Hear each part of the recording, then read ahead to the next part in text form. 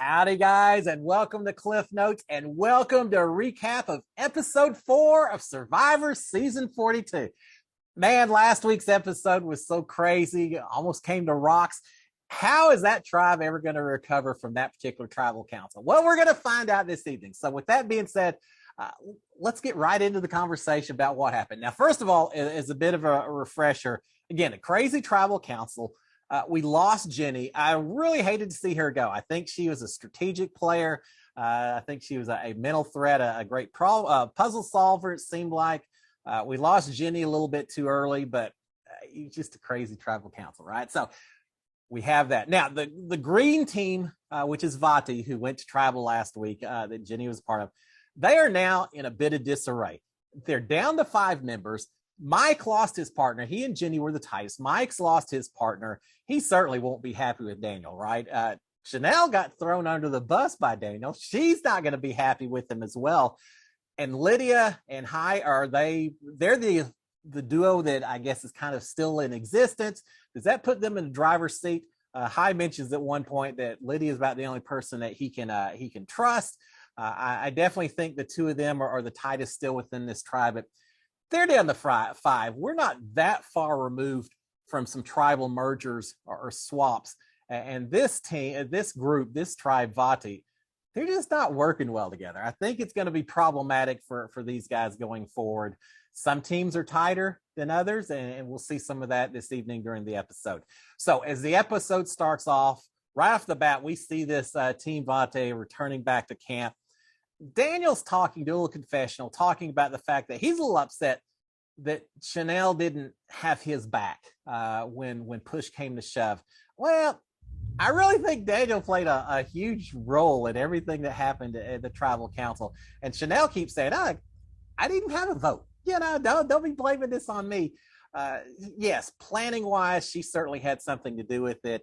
But Daniel feels like he's getting all the heat, that she's getting off scot-free. Well, Daniel took a lead in the negotiations to avoid rocks and everything else. So yeah, there's a lot of blame to go around. But Daniel's very upset with Chanel that she didn't stick up for him any more than she did. I wouldn't have either. Sink or swim. Let him take the heat for this thing when things start falling apart. And sure enough, once they get back to camp, we've got Chanel throwing Daniel under the bus and basically trying to avoid taking any blame for planning to send anyone, to send Jenny out or anything else, letting Daniel take all the heat. We've got Hai talking to Mike, and he's spilling the beans to Mike. He said, look, Daniel and Chanel were behind it all. They told me to vote for you. We were going to split the vote between you and Jenny, and at the end of the day, Mike, something was going on. I realized it. I went ahead and voted for Jenny, but hey, make sure your blame is focused here on Daniel and Chanel. So Hai's letting Mike know that he was just along for the ride. He was just trying to survive. It's those two you need to be upset with, Mike. And Hai's hoping as well, and telling Mike, saying, look, Daniel and Chanel, you see them, they're going after each other. They were the two ringleaders of this whole plan that blew up. Now they're going after each other, which is good for the rest of us. Let them go after each other. And I get it from Hai's standpoint. I kind of agree with them. But Mike talks to Hai and says, look, I don't trust either one of those. You and Lydia and me going forward, it needs to be the 3 of us. And I think Hai and Lydia probably are down with that. I think they'll embrace Mike and probably let Chanel and Daniel go after each other, put them at the bottom of the pecking order for this tribe. Again, we've got a merge coming up at some point on down the road. And so we'll see how long these alliances need to last anyway. Now, Mike's talking to the camera and saying basically he was betrayed, but he wants to move forward. He understands a lot of things happened that he wasn't a part of, the plan against him and Jenny, but he wants to move forward. I like that. Here's the thing. You can be so upset at people. You can understand people were absolutely trying to throw you under the bus, betray you, everything else. But at the end of the day, there may be a situation where some of those people also may be a deciding vote to keep you on the island. So no matter how upset you are, I think there's something to be said for at least telling everyone, whether you mean it or not, telling everyone, saying, look, we're good. It's water under the bridge. It's last week. It's a new tribe dynamic. Let's just move forward. I got you. You got me.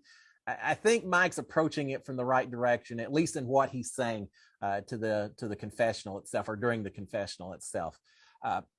But we do see right after that, Mike kind of calling Daniel out, saying, look, you played me. And Daniel starts with, nah, I didn't play. And Mike's not having any of it. Mike said, you lied to me? Hey, yeah. You lied to me a lot of times. Yeah. So Mike's not having any of it. He knows that Daniel was betraying, was working against him. So he's mentioning that. Daniel is saying that, yeah, my number one was Chanel and not Mike. So Mike, it's nothing personal. Chanel was my number one before you ever were. So I did what I had to do. So, sometimes there's something about being a little too honest, right? I don't know that Daniel necessarily needed to talk about who was his true number one and all that, but he's trying to explain it away. And for the most part, these guys are both being pretty honest with each other. And sometimes there's a path to a tighter working relationship if you just come clean with everything. And I think that's some of what we were seeing. All right. So again, tribe in complete disarray. We see all that happening before we move on to the reward challenge, not an immunity challenge, just a reward challenge. The top team wins 10 fish to eat. And Jeff says, they're pretty decent sized fish. You'll be happy. Remember, they're not getting any food this season. Now, right off the bat, yes, if I'm on that tribe, I pray, hey, Jeff, thank you for the fish. We'll cook them up. They'll be fantastic. Love them, everything else. But I'm on an island. I already have fishing gear and everything else. If you really want to impress me, don't give me fish that I still have to clean and cook. Give me some hamburgers. Give me some pizzas. Give me some things that I'm not going to find out in the water or otherwise be able to catch on my own. I want something a little different. But hey, don't look a gift horse in the mouth. He's offering up 10 fish to the winning tribe, which certainly incentive for everyone else. So what is the reward challenge itself? You start off with 3 castmates tied to a rope that's all tangled up, wrapped around all kinds of stuff. You have to untangle the rope, maneuver your way through multiple obstacle beams that the ropes are wrapped around. We've seen these challenges before. Once you get to the end of your rope, you've got to throw a hoop to a sled that's attached to the end of this rope. The hoop is attached to the end of the rope. Throw that hoop, catch on to a sled, pull it to you. Once you do that, you then can grab the balls that are in this sled. You have to run to a long funnel type thing. You throw your balls up. Once every person has to throw a ball in, lands in the hoop, that team wins the reward challenge. Now, no surprise whatsoever, but Taku and Jonathan once again take the lead. Not only is Jonathan, from just a strength standpoint, a true competition beast, but it seems like the communication with this tribe is working incredibly well. They get those ropes untangled. He throws the hoops. He grabs the sled, pulls it in, and they each sink their baskets. It looks like pretty quickly. We don't know for the edit, but they're way ahead of the other 2 tribes, and so they've won. They've won before the other 2 tribes. I think maybe one of them had hooked their sled, but they hadn't even started shooting balls. So it was a dominating performance again by Jonathan. Now, I mentioned last week that every time Jonathan excels at one of these competitions, it just makes that target on his back bigger and bigger. And sure enough, we finally get some mention of it after the challenge is over. Tori is basically calling him out. She's saying, she tells her tribe, says, Jonathan won this thing. He's the one who won it all. Well, the others contributed more this week than maybe in past week, but she's saying this is all on Jonathan. She says in front of everyone, talking to Jeff Probst, she calls him the Goliath of the season of the island. He's right. I mean, she's right. Absolutely correct. But boy, what a way to make that target just a little bit bigger. And Jonathan then responds, and I love Jonathan. He's just a laid back, friendly guy. So someone, Omar, and he have this bromance going on. I get it. I think Jonathan would be fun to hang around with on the island. But Jonathan maybe talks a little bit more than he should have, because he starts talking about what a tight family his group, his tribe of 4 is, how they just respect each other, how they're so tight together. his tribe mates are all afterwards saying, yeah, maybe you shouldn't have said that. Don't let everyone else know how tight we are. Because when it comes to swaps and merges and everything else, it could create issues. And I absolutely get it from their standpoint. From Jonathan's standpoint, did it hurt or help that he mentioned how tight the rest of his connection was? I don't know. Maybe it helped him a little bit. First of all, he's going to have a target on his back no matter what. When we have these tribes merge and it's individual immunity competitions, everyone's going to be shooting for Jonathan, I think, or a lot of people are going to be going for Jonathan. So maybe it's not such a bad thing if everyone else knows that there's other people who theoretically have Jonathan's back, who are tight with him and everything else. So in some ways, maybe it wasn't as harmful to Jonathan's game as everyone else on his tribe.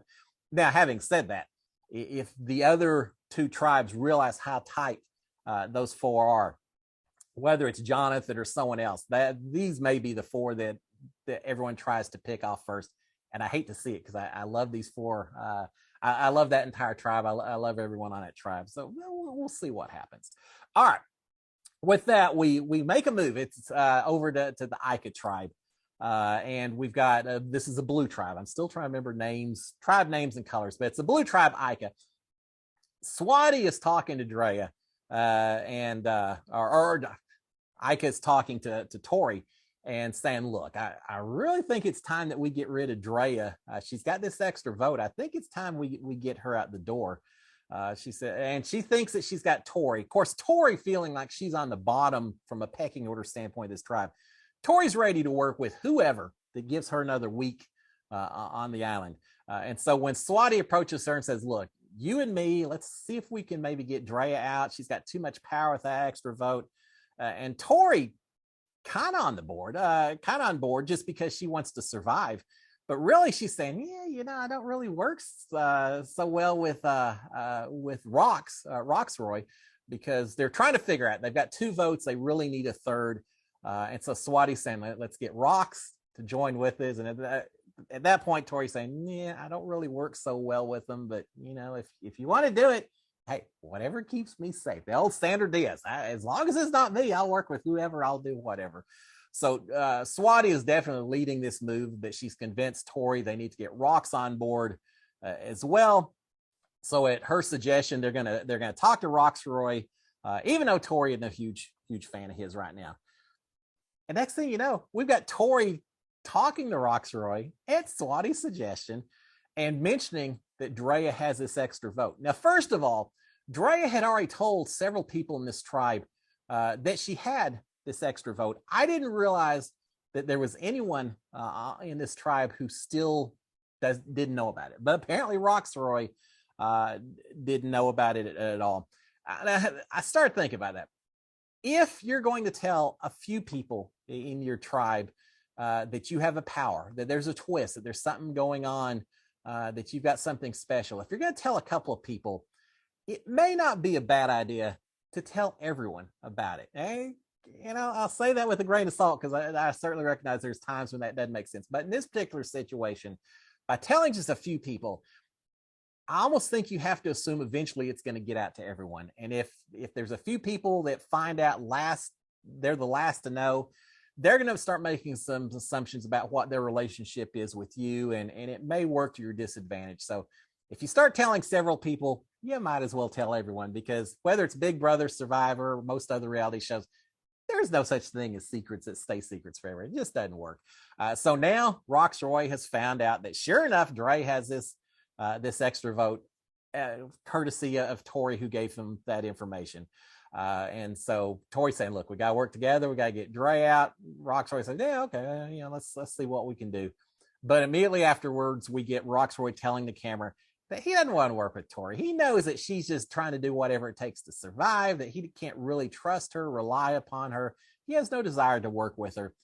And he then proceeds to tell Drea in front of Swati, which was a little bit uncomfortable, but telling Drea that Tori told him all about Drea's extra vote, and that, yeah, she told me you got this extra vote.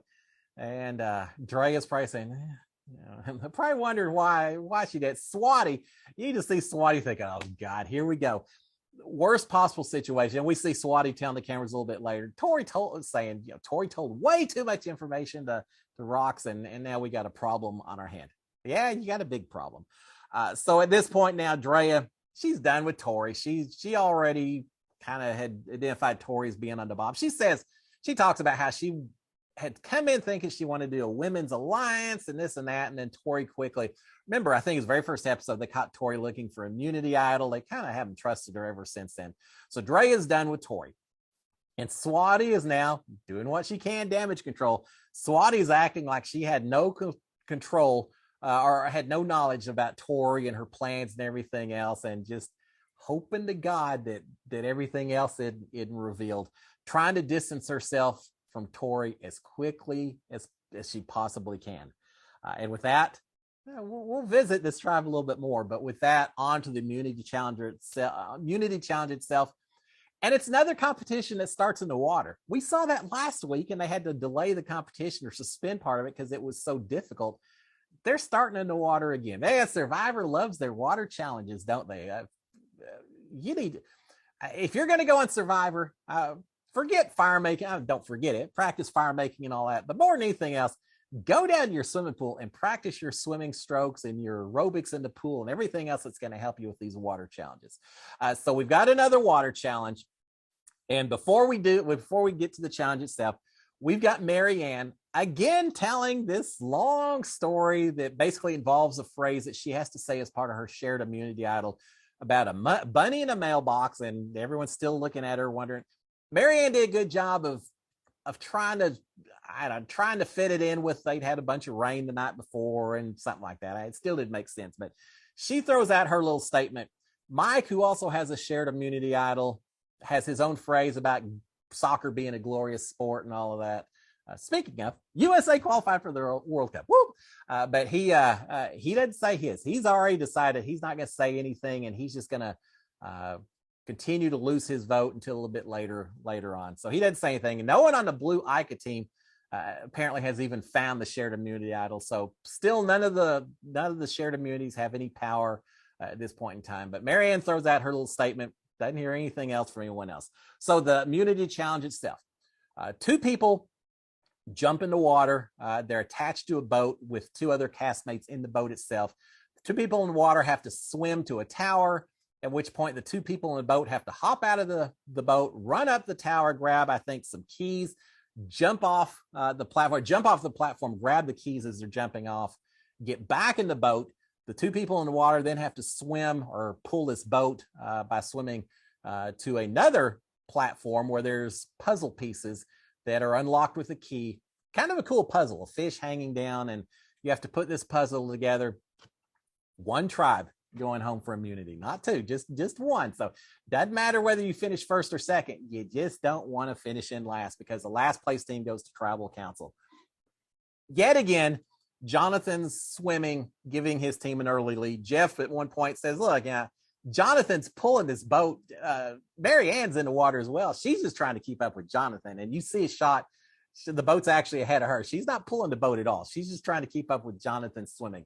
This guy, Aquaman, Tarzan, I don't know. There's lots of labels you can give this guy, but he is a beast when it comes to competitions. So he gives his team an early lead, and it pays off because sure enough, they are the first ones to get their puzzle done. They have won yet another competition, safe from tribal this week. But more important, who's coming in second and who's going to tribal council?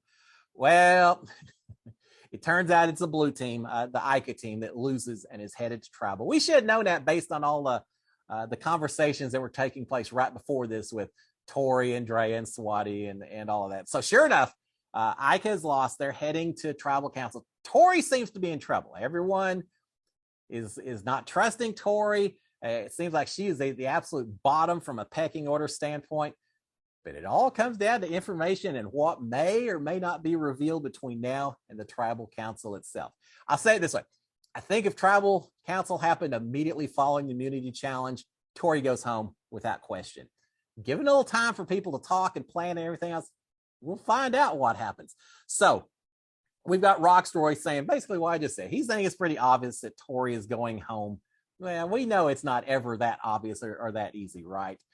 We've got Romeo talking. We haven't seen a lot of Romeo this episode, which may not be a bad thing early stage in the game. But we got Romeo talking to Tori and saying, look, supposedly you told Roxroy that you wanted you and Roxroy and Swati as the final three, that you're kind of just throwing Drea and myself off to the side.